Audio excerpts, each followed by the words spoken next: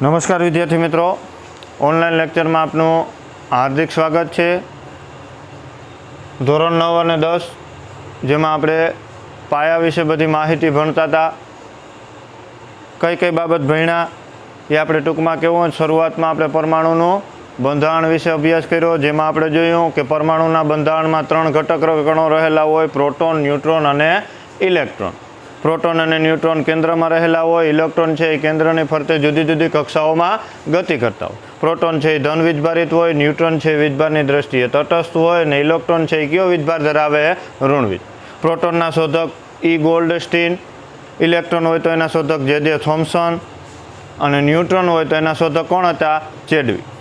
જુદી જુદી કક્ષાઓમાં કઈ રીતે ઇલેક્ટ્રોન સમાય, KLMN એટલે કે પહેલી કક્ષા, બીજી કક્ષા, ત્રીજી કક્ષા અને ચોથી કક્ષા।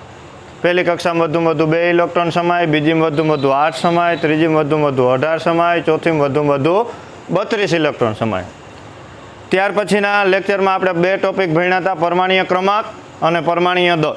પરમાણ્વીય ક્રમાંક કેને કહેવાય તો કે કોઈ પણ તત્વના પરમાણુના કેન્દ્રમાં રહેલા કેની સંખ્યા, પ્રોટોનની સંખ્યાને એનો પરમાણ્વીય ક્રમાંક કહેવાય। જ્યારે પરમાણ્વીય દળ કેને કહેવાય તો કે દળ કેન્દ્રના કારણે હોય તો કેન્દ્રમાં 2 ઘટક કણો રહેલા હોય, પ્રોટોન અને ન્યુટ્રોન। આમ પરમાણ્વીય દળ કેને કહેવાય તો કે પરમાણુના કેન્દ્રમાં રહેલા પ્રોટોનની સંખ્યા પ્લસ કેની સંખ્યા, ન્યુટ્રોનની સંખ્યા। પછી આપણે પરમાણ્વીય ક્રમાંક દર્શાવતો આખો કોષ્ટક ભણ્યા હતા, જેનું ટૂંકું સૂત્ર હું, હાઈ લી બેબો કાના ઓફ ની, પછી સો મે એ સી ફો સ ક આ પ્રથમ 18 તત્વોના થઈ ગયા, એની સંજ્ઞા પાકી કરવાની।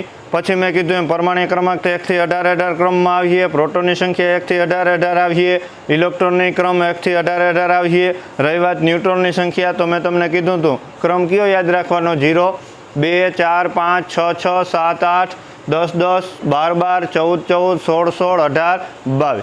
ઇલેક્ટ્રોનની વહેંચણી આપણે ગોઠવણી ભણી ગયા હતા, કઈ રીતનું ગોઠવવાનું તો કે પહેલી કક્ષા વધુમાં વધુ 2 સમાય, બીજીમાં વધુમાં વધુ 8 સમાય, ત્રીજીમાં વધુમાં વધુ 18, ચોથીમાં વધુમાં વધુ 32। આગળની કક્ષા સંપૂર્ણ ભરાય પછી જ નવી કક્ષા ભરાવાની શરૂઆત થાય। એમાં આપણે એક છેલ્લો ટોપિક હતો, મેં તમને કાલે કીધું હતું કે સંયોજકતા વિશે છે એ આપણે પછીના લેક્ચરમાં વિસ્તૃત અભ્યાસ કરીશું। એટલે આજનો આપણો વિષયાંક છે સંયોજકતા। હવે સંયોજકતા ઘણીવાર એવું બને કે આપણે એમ કંઈ કોઈ પણ તત્વની બાહ્યતમ કક્ષામાં જેટલા ઇલેક્ટ્રોન હોય ને એને એની સંયોજકતા કહેવાય। હકીકતમાં એને એની સંયોજકતા ના કહેવાય, એના આધારે એની સંયોજકતા નક્કી થાય।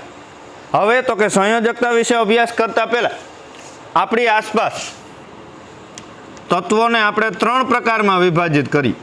કેટલા પ્રકારમાં વિભાજિત કર્યા? 3 પ્રકારમાં। એમાં એક તત્વ છે ધાતુ। કયા તત્વો છે? ધાતુ। આપણે આગળના ધોરણમાં ભણ્યા જ, તત્વોને 3 પ્રકારમાં વર્ગીકૃત કરવામાં આવ્યા, ધાતુ, અધાતુ અને અર્ધધાતુ। તો એમાં ધાતુઓ હોય ને એની બાહ્યતમ કક્ષામાં, ધાતુમાં શું યાદ રાખવાનું તો કે બાહ્યતમ કક્ષામાં 1, 2 કે 3 ઇલેક્ટ્રોન હોય।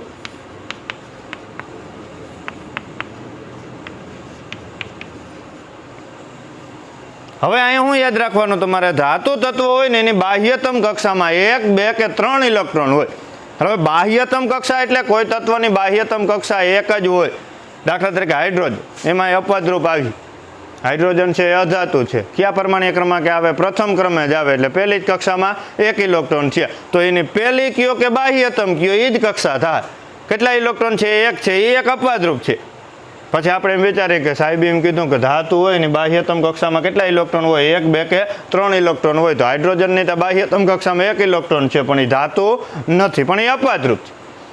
એ સિવાયના કોઈ પણ ધાતુ હશે ને તો એની બાહ્યતમ કક્ષામાં કેટલા ઇલેક્ટ્રોન હશે? કાં 1 હશે, કાં 2 હશે ને કાં 3 હશે। ક્યારે 4, 5, 6 કે 7 ઇલેક્ટ્રોન હશે નહીં। સમજાયું આખું? ધાતુ હશે એની બાહ્યતમ કક્ષામાં કેટલા ઇલેક્ટ્રોન હશે? કાં 1 હશે, કાં 2 હશે ને કાં 3 હશે, પણ કઈ કક્ષા? બાહ્યતમ કક્ષા, એટલે કે છેલ્લી કક્ષા ધ્યાનમાં લેવાય। દાખલા તરીકે આપણે ઉદાહરણ જોઈ કે સોડિયમ છે તો 11મા ક્રમે આવે તો ઇલેક્ટ્રોન રચના શું થાય? 2, 8, 1। તો આપણે કઈ કક્ષા ધ્યાનમાં લેવાની? બાહ્યતમ એટલે કે છેલ્લી કક્ષા।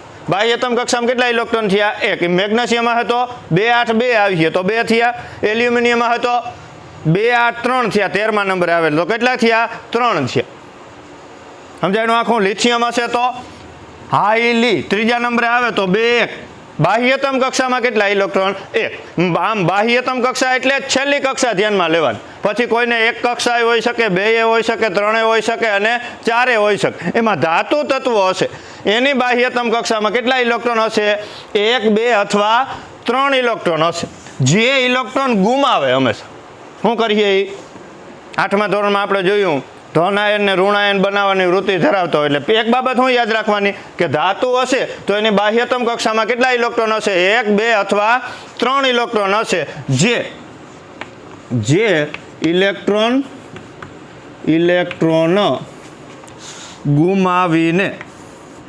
ગુમાવીને ધનાયન બનાવે.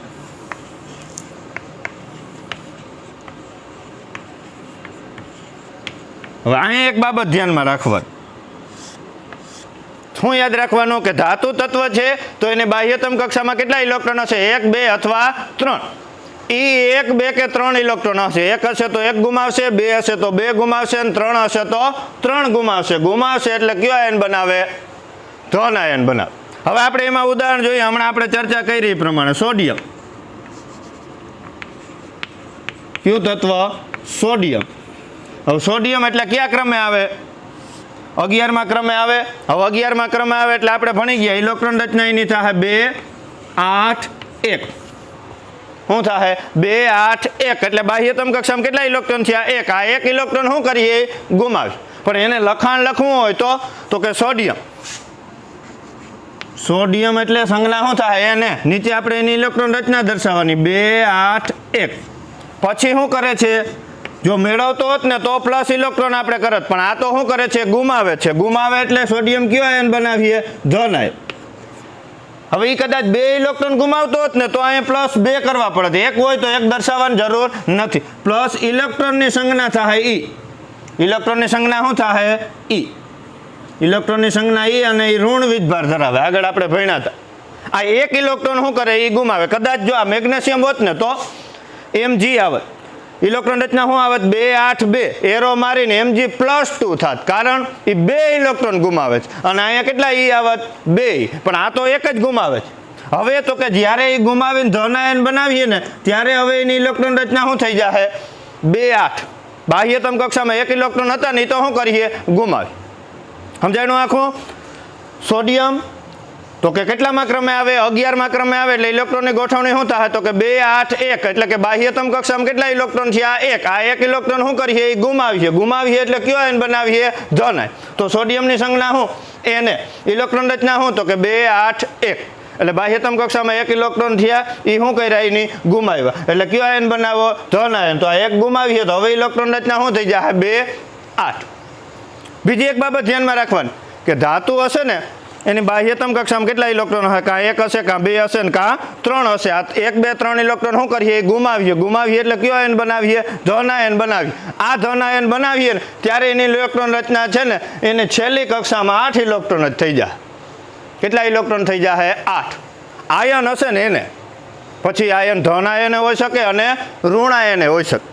કેમ કે જો અધાતુ હશે ને તો એ મેળવશે. જેમ ધાતુ છે એ ગુમાવે ને એમ અધાતુ હશે એ મેળવશે. કોઈ પણ તત્વ ઇલેક્ટ્રોન ગુમાવે કે મેળવે ને ત્યારે એ જે આયન બને ધન આયન બને કે ઋણ આયન બને એની બાહ્યતમ કક્ષામાં કેટલા ઇલેક્ટ્રોન થઈ જાય? 8. એને અષ્ટક રચના કહેવાય. કઈ રચના કહેવાય એને? અષ્ટ. જો મેગ્નેશિયમ હશે તો 2 ગુમાવીએ તો એ ઇલેક્ટ્રોન રચના શું થઈ જાય? 2 8. એલ્યુમિનિયમ હશે તો ઇલેક્ટ્રોન રચના શું થાય? 2 8 3. તો 3 ગુમાવીએ તો ધન આયન જે એલ્યુમિનિયમનો બન્યો એની ઇલેક્ટ્રોન રચના શું થઈ જાય? 2 8. આ થયો. આ બાજુનો થયો ને એને સોડિયમનો પરમાણુ કહેવાય.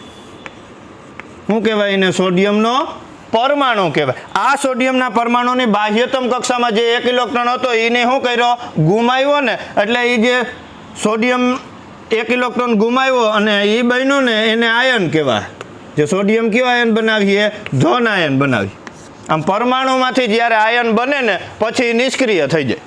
શું થઈ જાય? પહેલા સોડિયમનો પરમાણુ હતો, બાહ્યતમ કક્ષામાં 1 ઇલેક્ટ્રોન હતા, એ ગુમાવ્યા એટલે બાહ્યતમ કક્ષામાં કેટલા ઇલેક્ટ્રોન થઈ ગયા? 8. જે તત્વોની બાહ્યતમ કક્ષામાં 8 ઇલેક્ટ્રોન હશે, પહેલેથી હશે અથવા આયન બન્યો હતો તો છેલ્લી કક્ષામાં 8 ઇલેક્ટ્રોન હશે, એ નિષ્ક્રિય કહેવાય. શું કહેવાય એને? નિષ્ક્રિય. એમાં અપવાદરૂપ એક આવે હિલિયમ. બીજા જ નંબરે આવે એટલે પરમાણ્વીય ક્રમાંક કેટલો થયો? 2. હવે પરમાણ્વીય ક્રમાંક 2 થયો એટલે પહેલી કક્ષામાં 2 ઇલેક્ટ્રોન આવીએ, બીજી ત્રીજી ચોથી કેવી રહે? ખાલી રહે. એટલે પહેલી કક્ષામાં 2 અથવા બાહ્યતમ કક્ષામાં કેટલા ઇલેક્ટ્રોન થયા? 2 થયા. જો 1 2 3 હોય તો તે ગુમાવવા જોઈએ, પણ એમાં અપવાદરૂપ કોણ છે? હિલિયમ. જેની બાહ્યતમ કક્ષામાં 2 ઇલેક્ટ્રોન હોવા છતાં એ ગુમાવતો નથી. કેવો તત્વ છે? નિષ્ક્રિય તત્વ છે. મેં તમને હમણાં કીધું ને કે હાઇડ્રોજન અપવાદરૂપ છે, બાહ્યતમ કક્ષામાં 1 જ ઇલેક્ટ્રોન છે, પણ એ કંઈ ધાતુ નથી, અધાતુ છે. એમાં એક શું યાદ રાખવાનું કે નિષ્ક્રિય તત્વો હશે ને એની બાહ્યતમ કક્ષામાં પહેલેથી કેટલા ઇલેક્ટ્રોન હશે? આયન હશે તો એમાં તો થઈ જ જાય, પણ જે પહેલેથી નિષ્ક્રિય જ હશે એ તત્વોની પરમાણુની બાહ્યતમ કક્ષામાં પહેલેથી કેટલા ઇલેક્ટ્રોન હશે? 8. એટલે ઇલેક્ટ્રોન શું કરીએ? નહીં મેળવીએ કે નહીં ગુમાવશે. આવશે ત્યારે હજી આપણે એ ટોપિક ઉપર વધારે ચર્ચા કરીશું. એટલે આ ધાતુનું બધાને સમજાઈ ગયું કે ધાતુ એની બાહ્યતમ કક્ષામાં કેટલા ઇલેક્ટ્રોન હોય? 1 2 અથવા 3 ઇલેક્ટ્રોન જ હોય. કઈ કક્ષા? છેલ્લી. પછી ઘણીવાર એવું બની ત્યાં બાહ્યતમ કક્ષાએ શબ્દ વાપરી શકે ને સંયોજકતા કક્ષાએ શબ્દ વાપરી શકે. શું વાપરી શકે? બાહ્યતમ કક્ષાએ વાપરી શકે અને સંયોજકતા કક્ષાએ વાપરી શકે. આમ ધાતુ થયા. પછી બીજા તત્વો આપણે ધ્યાનમાં લેશું અધાતુ. કયા તત્વો ધ્યાનમાં લેશું? અધાતુઓ. તો કે અધાતુઓ હોય ને, જેમ ધાતુઓની બાહ્યતમ કક્ષામાં કેટલા ઇલેક્ટ્રોન હોય? 1 2 કે 3 હશે ને, એમ અધાતુઓની બાહ્યતમ કક્ષામાં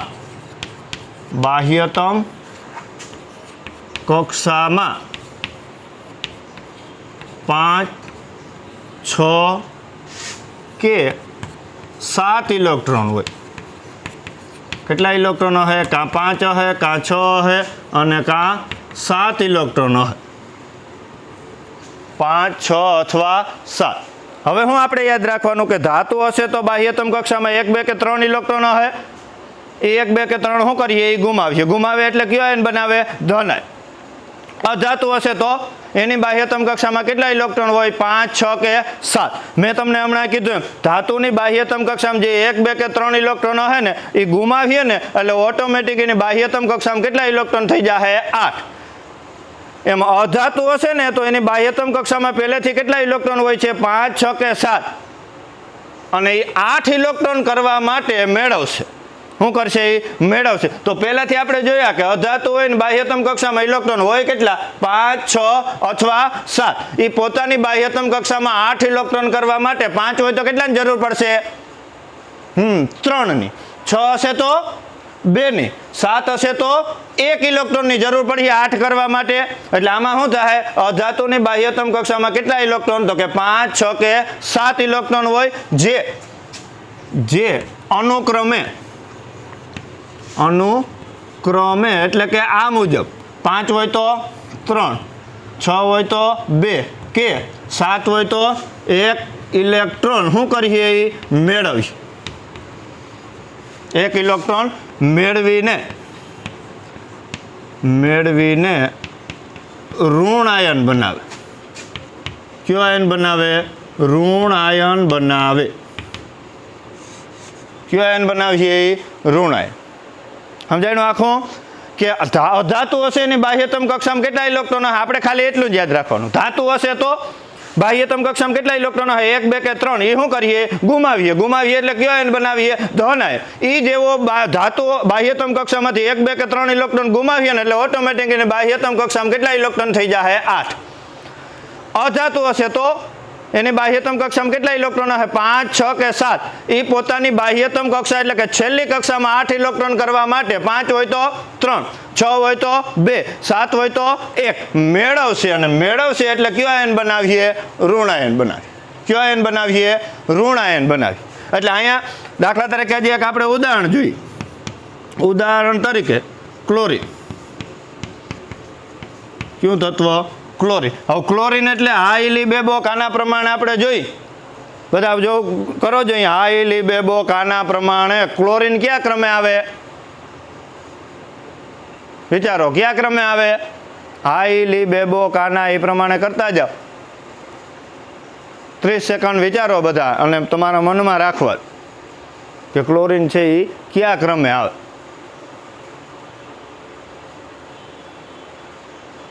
વિચાર લીધું બધા? ક્લોરીન તો કે 17મા ક્રમે આવે. કેટલામાં ક્રમે આવે? 17મા ક્રમે આવે. હવે 17મા ક્રમે આવે એટલે પરમાણ્વીય ક્રમાંક 17 થયો. કેન્દ્રમાં પ્રોટોનની સંખ્યા 17 થાય. કેન્દ્રની ફરતે જુદી જુદી કક્ષામાં ઇલેક્ટ્રોન ગતિ કરતા હોય, પ્રોટોન 17 રહે એટલે ઇલેક્ટ્રોનને કેટલા થવાના છે? 17 જ થવાના છે. 17 ઇલેક્ટ્રોનની ગોઠવણી કરવી હોય તો પહેલી કક્ષા 2 થી પૂરી ભરાઈ જાય, બીજી 8 થી પૂરેપૂરી ભરાઈ જાય. 2 ને 8 કેટલા થયા? 10. 17 કરવા માટે ત્રીજી કક્ષામાં કેટલા ઇલેક્ટ્રોન આવીએ? 7. હવે તો કે બાહ્યતમ કક્ષામાં કેટલા ઇલેક્ટ્રોન થયા? 7. અધાતુ હશે ને એની બાહ્યતમ કક્ષામાં હંમેશા કેટલા ઇલેક્ટ્રોન થાય? કાં 5 થાય, કાં 6 હશે ને કાં 7 હશે. હવે તો કે આ રીતનું આપણે લખવું હોય તો ક્લોરીનની સંજ્ઞા શું? Cl. ઇલેક્ટ્રોન રચના શું? તો કે 2, 8, 7. આને ક્લોરીનનો પરમાણુ કહેવાય. શું કહેવાય એને? ક્લોરીનનો પરમાણુ. હવે તો કે એ ઇલેક્ટ્રોન ગુમાવતો નથી. ગુમાવતો હતો ને એટલે એરો મારીને આપણે જમણી બાજુ પ્લસ એ કર્યું. આ તો મેળવે છે તો કે અહીંયા પ્લસ કર્યું. શું કર્યું? પ્લસ. કેટલા ઇલેક્ટ્રોન મેળવે? તો કે બાહ્યતમ કક્ષામાં કેટલા ઇલેક્ટ્રોન છે? 7. 7 છે એટલે શું કરીએ? 1 મેળવીએ. એટલે અહીંયા આપણે ખાલી એ કર્યું. 1 દર્શાવવાની જરૂર નથી અને એની ઉપર આપણે માઇનસની નિશાની કર્યું કારણ કે ઇલેક્ટ્રોન કયો આયન બનાવે? ઋણ. હવે તો કે એરો મારી અને Cl છે ને એ ઋણ આયન બનાવીએ. કયો આયન બનાવીએ? ઋણ. -1 પણ 1 દર્શાવવાની જરૂર નથી. જો કદાચ 2 ઇલેક્ટ્રોન એ મેળવતો હોત ને તો આ -2 કરવા પડે. હવે તો કે એની ઇલેક્ટ્રોન રચના 2, 8, 7 હતી. 1 ઇલેક્ટ્રોન મેળવો એટલે બાહ્યતમ કક્ષામાં 7 વાળા કેટલા ઇલેક્ટ્રોન થઈ જાય? 8. એટલે હવે જે ઇલેક્ટ્રોન રચના બની ક્લોરીનના આયન એ શું થાય? 2, 8, 8 અને એ ક્લોરીનનો આયન કહેવાય. જે કયો આયન થાય? ઋણ આયન. સમજાયું? એટલે અહીંયા તો સિમ્પલ છે કે અધાતુ હશે એની બાહ્યતમ કક્ષામાં કેટલા ઇલેક્ટ્રોન હશે? 5, 6 કે 7. હવે 5 હશે તો 8 કરવા માટે 3 મેળવીએ, 6 હશે તો 2 મેળવીએ, એમ 7 હશે તો 1 મેળવશે અને મેળવે એટલે કયો આયન બનાવીએ? ઋણ આયન. એટલે અહીંયા તમને ખબર પડી જ જાય કે 7 છે તો કેટલા મેળવીએ? પ્લસ કેટલા કરવાના? 1. આ કદાચ 6 હોત તો પ્લસ 2 ઇલેક્ટ્રોન આવે, 5 હોત તો પ્લસ 3 ઇલેક્ટ્રોન આવે. દાખલા તરીકે હજી આપણે ઉદાહરણ જોઈએ નાઇટ્રોજન. બીજું ઉદાહરણ આપણે જોઈએ નાઇટ્રોજન. હવે નાઇટ્રોજન એટલે હાઈ બેબો કાના પ્રમાણે આપણે જોઈએ તો નાઇટ્રોજન કેટલામાં પ્રમાણે આવે? કાના. કા એટલે કાર્બન અને ના એટલે નાઇટ્રોજન. નાઇટ્રોજન આવે 7મા નંબરે. તો 7મા નંબરે આવે તો 7 ઇલેક્ટ્રોન ગોઠવવા માટે પહેલી કક્ષા પૂરેપૂરી 2 થી ભરાઈ જાય, બીજી કક્ષા પૂરેપૂરી 8 થી નહીં ભરાઈ જાય. 7 કરવા માટે બીજી કક્ષામાં કેટલા ઇલેક્ટ્રોન આવીએ? 5 જ આવીએ. એટલે નાઇટ્રોજનની ઇલેક્ટ્રોન રચના શું થઈ? 2, 5.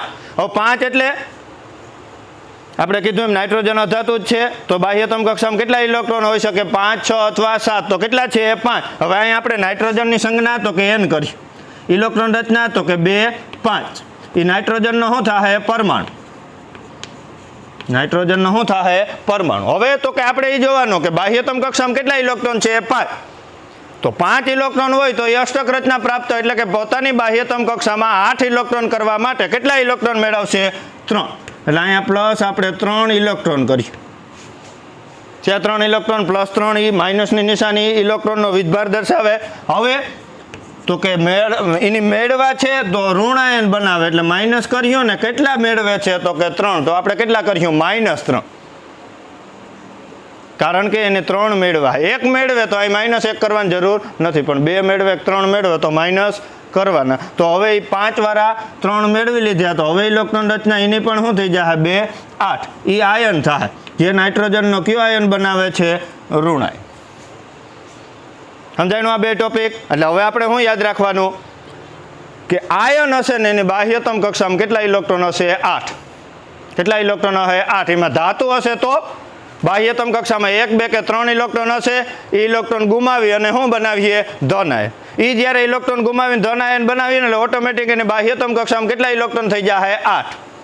એ અધાતુ હશે તો એની બાહ્યતમ કક્ષામાં કેટલા ઇલેક્ટ્રોન હશે? 5, 6 અથવા 7 ઇલેક્ટ્રોન હશે. એ 8 ઇલેક્ટ્રોન કરવા માટે 5 હોય તો 3, 6 હોય તો 2 અને 7 હોય તો 1 ઇલેક્ટ્રોન શું કરે? મેળવે. અને મેળવે એટલે કયો આયન બનાવે? ઋણ આયન. હવે એના પછી ત્રીજો જે આપણે વિભાગ જોયો એ છે અર્ધ ધાતુ. કેવા? અર્ધ ધાતુઓ. તો કે અર્ધ ધાતુ હોય ને એની બાહ્યતમ કક્ષામાં 4 ઇલેક્ટ્રોન હોય. એટલે અર્ધ ધાતુમાં આપણે યાદ રાખ્યું તો કે તેઓની બાહ્યતમ કક્ષામાં 4 ઇલેક્ટ્રોન હોય. અર્ધ ધાતુ હોય એની બાહ્યતમ કક્ષામાં કેટલા ઇલેક્ટ્રોન હોય? 4. હવે 4 ઇલેક્ટ્રોન હોય અર્ધ ધાતુ કહેવાય કે ને? તો કે થોડાક ધાતુ જેવા ગુણધર્મ ધરાવતું હોય ને થોડાક અધાતુ જેવા પણ ગુણધર્મ ધરાવતું હોય એને અર્ધ ધાતુ કહેવાય. તો બાહ્યતમ કક્ષામાં કેટલા ઇલેક્ટ્રોન હોય? 4.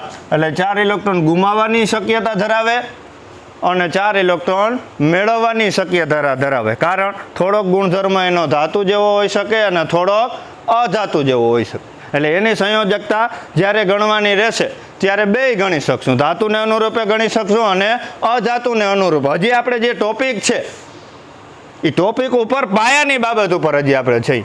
એમાં તમારે શું યાદ રાખવાનું કે ધાતુ હોય તો એની બાહ્યતમ કક્ષામાં કેટલા ઇલેક્ટ્રોન હોય? 1, 2 અથવા 3. અધાતુ હોય તો ધાતુ હોય તો બાહ્યતમ કક્ષામાં 1, 2, 3 ઇલેક્ટ્રોન હોય અને એ ઇલેક્ટ્રોન ગુમાવી અને ધન આયન બનાવે. અધાતુ હોય તો એની બાહ્યતમ કક્ષામાં 5, 6 કે 7 ઇલેક્ટ્રોન હોય. એ પોતાની બાહ્યતમ કક્ષામાં 8 ઇલેક્ટ્રોન કરવા માટે 3, 2 કે 1 ઇલેક્ટ્રોન શું કરે? મેળવે એટલે કયો આયન બનાવે? ઋણ આયન. એમાં અર્ધ ધાતુ હોય તો એની બાહ્યતમ કક્ષામાં કેટલા ઇલેક્ટ્રોન હોય? 4 ઇલેક્ટ્રોન હોય. હવે તો કે એના પછી જે નિષ્ક્રિય તત્વો છે, કેવા તત્વો છે? નિષ્ક્રિય તત્વો. એટલે કે નિષ્ક્રિય એટલે કોઈ રાસાયણિક પ્રક્રિયા જ આપે નહીં. કોઈ રાસાયણિક પ્રક્રિયા જ આપતા નથી. એવા જે નિષ્ક્રિય તત્વો છે એની બાહ્યતમ કક્ષામાં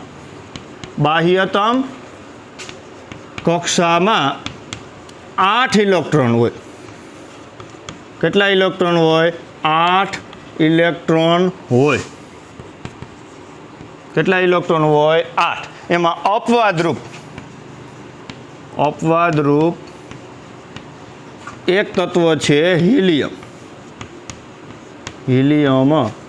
જેની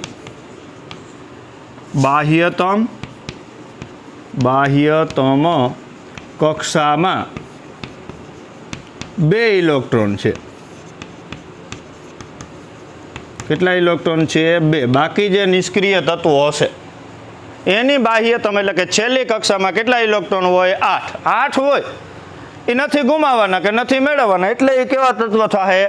નિષ્ક્રિય તત્વો થાય. પણ એમાં અપવાદરૂપ બીજા ક્રમે જે આવે હિલિયમ, જેની બાહ્યતમ કક્ષામાં 2 ઇલેક્ટ્રોન છે.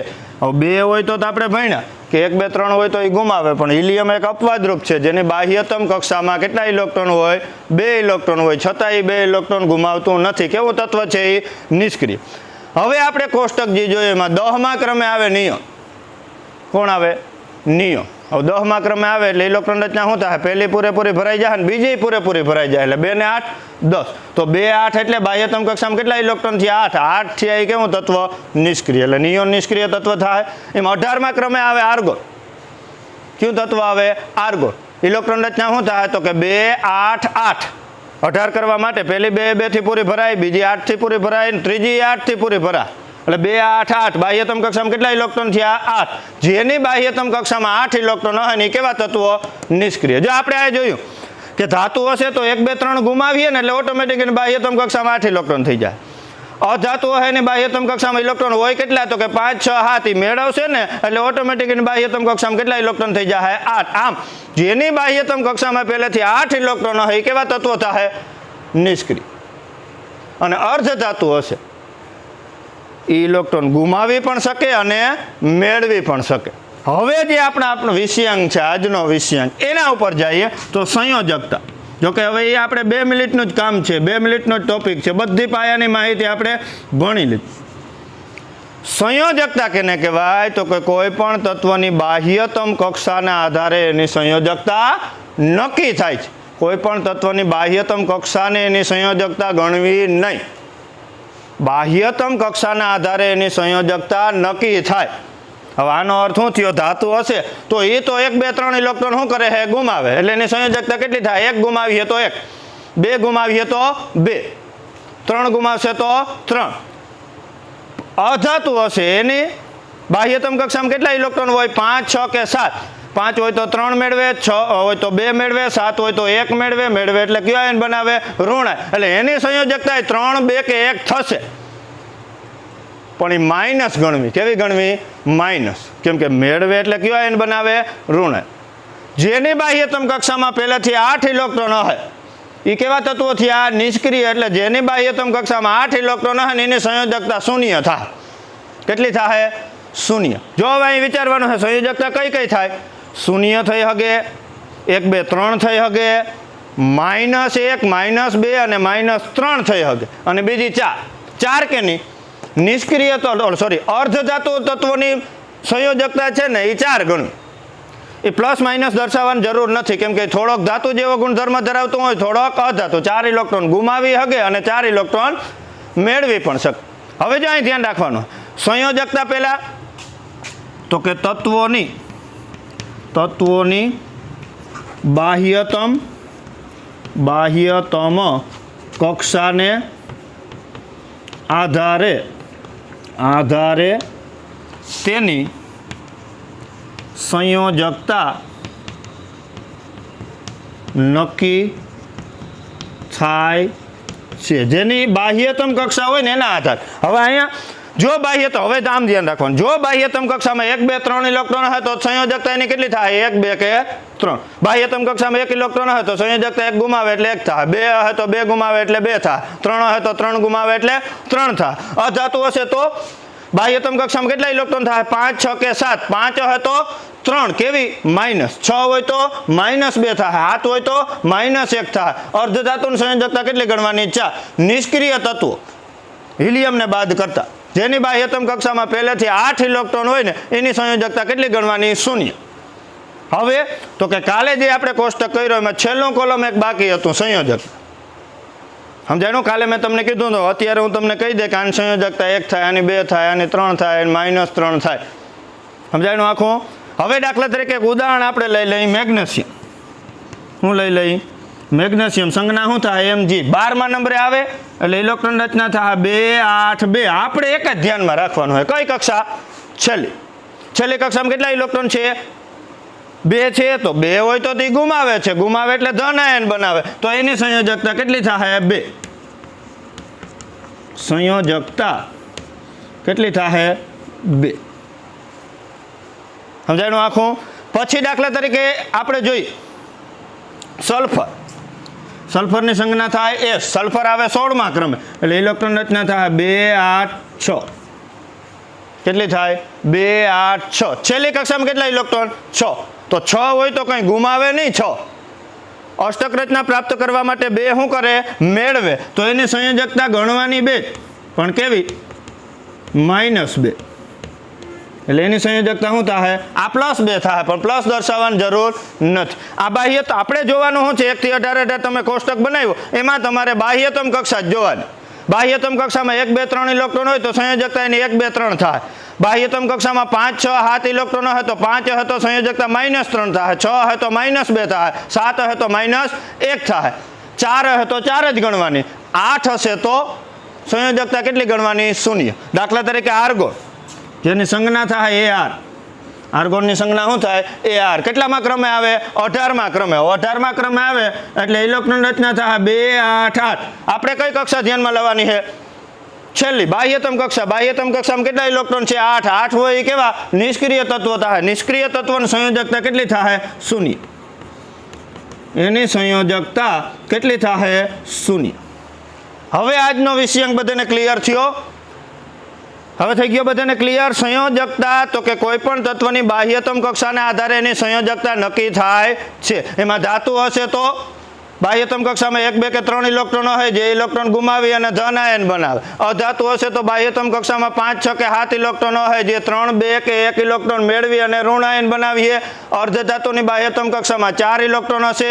નિષ્ક્રિય તત્વો હશે એની બાહ્યતમ કક્ષામાં પહેલેથી કેટલા ઇલેક્ટ્રોન હશે? 8 ઇલેક્ટ્રોન હોય. એમાં અપવાદરૂપ કોણ? હિલિયમ, જેની બાહ્યતમ કક્ષામાં કેટલા ઇલેક્ટ્રોન છે? 2 છે, છતાં એ કેવા છે? નિષ્ક્રિય. આમ ટૂંકમાં કેવું હોય તો કે ધાતુ તત્વો એની બાહ્યતમ કક્ષામાં કેટલા ઇલેક્ટ્રોન છે? 1 2 કે 3, એટલે એની સંયોજકતા કેટલી થાય? 1 2 કે 3 થાય. અધાતુની બાહ્યતમ કક્ષામાં 5 6 કે 7 ઇલેક્ટ્રોન એટલે એની સંયોજકતા 3 2 કે 1 જ થાય, પણ એ કેવી ગણવાની? માઇનસ. 5 હોય તો સંયોજકતા 3 થાય પણ માઇનસ થાય. 6 હોય તો 2 થાય માઇનસ. 7 હોય તો 1 સંયોજકતા થાય પણ કેવી થાય? -1 થાય. અર્ધધાતુ એની સંયોજકતા કેટલી ગણવાની? 4. ત્યાં પ્લસ માઇનસનો ઉલ્લેખ કરવાની જરૂર નથી. નિષ્ક્રિય તત્વો હિલિયમને બાદ કરતા જે નિષ્ક્રિય તત્વો એની બાહ્યતમ કક્ષામાં 8 ઇલેક્ટ્રોન થાય. 8 થાય એટલે એની સંયોજકતા કેવી ગણવાની? 0. આમ બધા વિદ્યાર્થી મિત્રો જે આપણો કોષ્ટક તમારી સેટ નોટમાં તમારે લખવાનો કીધો એમાં છેલ્લું કોલમ છે સંયોજકતા, એ હવે તમારે પૂર્ણ કરવાનું રહેશે. હવે આવડી જાય બધાને. છેલ્લી કક્ષા આપણે ધ્યાનમાં રાખવાની. મેં કીધું એમ યાદ રાખવાનું. છેલ્લી કક્ષામાં 1 2 3 ઇલેક્ટ્રોન હોય તો સંયોજકતા એની 1 2 કે 3 થાય. 5 6 7 હોય તો 5 હોય તો -3, 6 હોય તો -2, 7 હોય તો -1. અર્ધધાતુ હોય જેની બાહ્યતમ કક્ષામાં 4 ઇલેક્ટ્રોન હોય એની સંયોજકતા કેટલી ગણવાની? 4. જેની બાહ્યતમ કક્ષામાં 8 ઇલેક્ટ્રોન હોય એની સંયોજકતા કેટલી ગણવાની? 0 ગણવાની. એટલે આજનો ટોપિક ક્લિયર થઈ ગયો.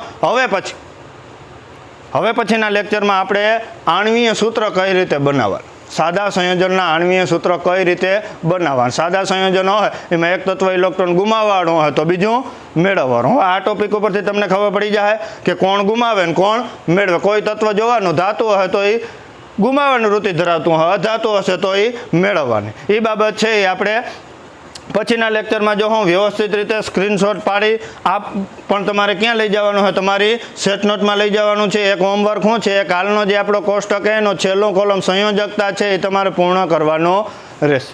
વધારાની માહિતી છે આપણે પછીના લેક્ચરમાં ભણશું. ઓકે.